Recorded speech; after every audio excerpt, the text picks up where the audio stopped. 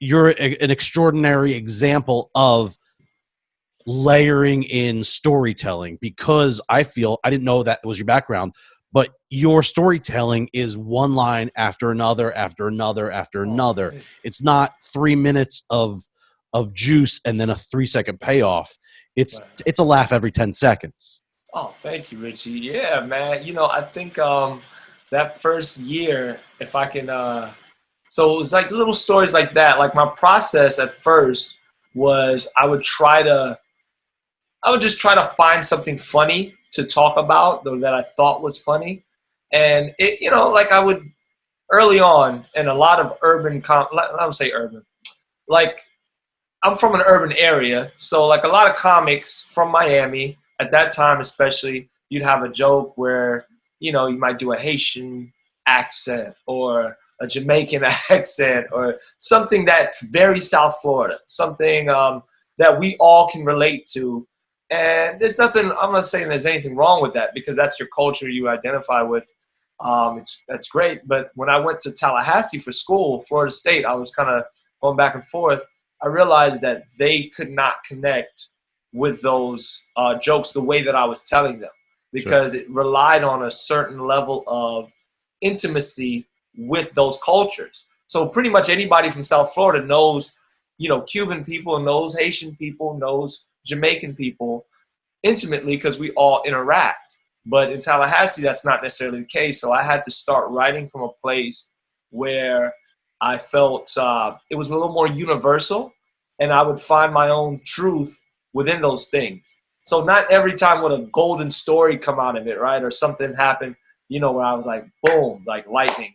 But, you know, I was like, okay, let me focus more on what's true of me in relationships, what's true of me in family, you know, things that I really liked speaking to and I felt like, you know, made me happy. Politics is not something that did that for me, but I would always admire comics who could do that because I'm like, I just didn't feel funny in those spaces, or I felt a little more preachy for certain topics. So I said, for me, I like family, I like myself, I like when I usually lose in my jokes, and I like that. And yeah, I just picked up a formula that I could follow after a while from trial and error too, like being like, oh, okay, that doesn't seem to resonate, or yeah, just you know, I would love to be some of these comics who could hit these really, you know, philosophical points, and they're just good at it. Maybe someday in my career, I'm not going to limit myself. People would care to hear that from me. But I was just trying you're to putting be yourself down right now, but you do a pretty good job of giving a message with each of your stories / jokes. Yeah, I That think it finds resonates. itself. Yeah, I don't try to put it forward, but then if I look back, because even what's so cool is when you look retroactively at a comic's career, I think people can find the deeper meaning. Because I would look at a Richard Pryor joke that they broke down, and I'm like, I'm pretty sure he just meant that to be a, you know, a fart joke or something. But when you look, the people break, oh man, but see that joke at that time in history, this is what it meant. And I'm like, Steve Martin's career is broken down that way. I'm like, all right. But I love Steve Martin. I love his book, and I understand his comedy more after reading his book. But I was like, Born Standing Up? Is that the one, his bio? Bio, yeah, where he talked about doing magic and then his come up that way, and how it was like a formula for that type of comedy. What is it, anarchist comedy or like he spent 3 years on the theory that you can get laughs consistently without a punchline or pause. Right, because he said, where will the energy go? It has to go somewhere. And I'm like, whoa, that's okay. And then he goes, after 3 years, I proved my theory wrong. All right. He's like, it didn't work. I didn't get a laugh for 3 years. But that's how you find out. That's how you find out, man. It's just trial and error. And JP, I'm sorry to cut you off. JP asked, what's your formula? My formula. I feel like for me, I'll go back through history or something will happen. And like you said, like it might be 2 or 3 stories combined, being truthful. Like I'll like, oh, I don't want to ruin it because I know we're going to analyze that later. My laugh tracks. But when I think, okay, so for the strip club bit, you know, there's certain little jokes and punches that I threw in there at the time, like, you know, little things like what happened at the door, what happened when we got in, or what. But I try to make sure that in order for the story to resonate with the audience, they can at no point think that it's not real. So I use on purpose my own speaking, how do I say it, like inaccuracies or things like in my tone that sound like a story. Because if something sounds a little too rehearsed, for me anyway, I think certain guys, they have such structure to the way they speak. And I think that's beautiful because that works for you. Seinfeld is so, I think Louis C.K. broke that down, how he's just so structured and it works, right? But for me, you can at no point think I'm not just talking to you. It has to sound like, oh, and oh yeah. And sometimes you use those little pauses or those reverbs where you're like, dang, you know, so to get the story across in a way that he's just telling it to me. And he has punches in there and he uses his pauses. Like I'll sit on certain things for a while to let it land, let part of the joke or the story land. But I'll, you know, it's all on purpose. It's rehearsed, but it shouldn't sound rehearsed. For me, that's kind of part of my formula. And I think it changes joke to joke sometimes, but I think a lot of your formula also consists of, so I give an example of when you take your best joke and you analyze how the timing is, how the wording is, and then you take your other jokes that aren't so good and formulate them the same way that your perfect joke works, right? And that we also do that with your set.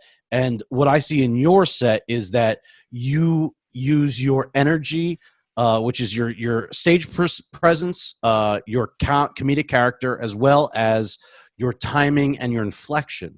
So you do a lot of where you go like this. You build that anxiety with your body and you're pausing at the same time. Like you were saying, you let it sit. And then it creates a harder punch when you come back, even the next time. So you get this like amazing snowball effect going, whereas you're getting laughs from the beginning and it gets louder and louder and louder, and then your payoff is just even that much greater. Thank you, Richie. Yeah. Sorry, I got a little. No, that's beautiful, man. That made me feel like I was like, really? Oh, man. You know, I appreciate that, man. I think some of it is I'm just trying to work off the subconscious mind. I think it's a little like playing a sport or something where there's formula involved, but then once you're up there, a part of it is just electricity. You know, like I think what you're so great at too, and a lot of comics is you create a situation for yourself to conjure up the electricity, right? Like we don't create electricity, but we control it, like as human beings, I mean. So I think that's kind of similar to an artist. I think that was in an Artist Prepares or one of those art actor books. An actor prepares. But it's pretty much you don't create the electricity, but you create the circumstances by which it can conjure itself up. Because if I thought too much about every word, and I've been on stage thinking a lot, and then I bomb. You know what I mean? If I'm like, oh, like if I can feel myself like in my head, I'm like, oh, this is not going well. Like, and I can see it in the audience, and then I get more in my head. And I'm like, ugh, and there's nothing I can do. You know? I was just speaking about this with someone today about when you're in this moment that it seems like a cycle, kind of like a deja vu or like a dream where you're running away and you can't get anywhere. It's like, how do you stop that and transition into getting through that moment and actually bringing the audience back? How do you do that? How do you make that connection? How, for you, when you're feeling that in that zone, how do you move away from that? You know what? I think and I'm not saying it'll work for everybody, but in the few times that I can think where I got it back or might have, you know, I just kind of reset it. Like I just kind of, am I allowed to curse? I'm sorry. Yeah, you can say whatever. But I might just say like, shit. like the audience can feel it. When you're bombing and you're just rolling down that hill and you say, damn, like this sucks. Or like just anything that makes them go okay. You know what I mean? Like, all right, you're with us now. Like anything in a moment, one of the best things I've seen, it was actually at Dave Williamson's room. We're both good friends with Dave. Yeah. And this comedian, she's very funny, but she was having like one of those in her headsets, and she goes, man, I feel like I'm leaving you guys a really long voicemail. And it was perfect. It was like everybody just went boom, like, and it reset the room. And then so just anything like that. It doesn't even have to be a funny line like that. I think just an honest moment, like Being present. what? Except being present. Exactly. Like, and you know, because sometimes you're witnessing yourself when you're in your head. You're like, I'm with you guys. What am I talking about? Or what's going on here? And that'll help you get them back. Like, all right, just being honest. And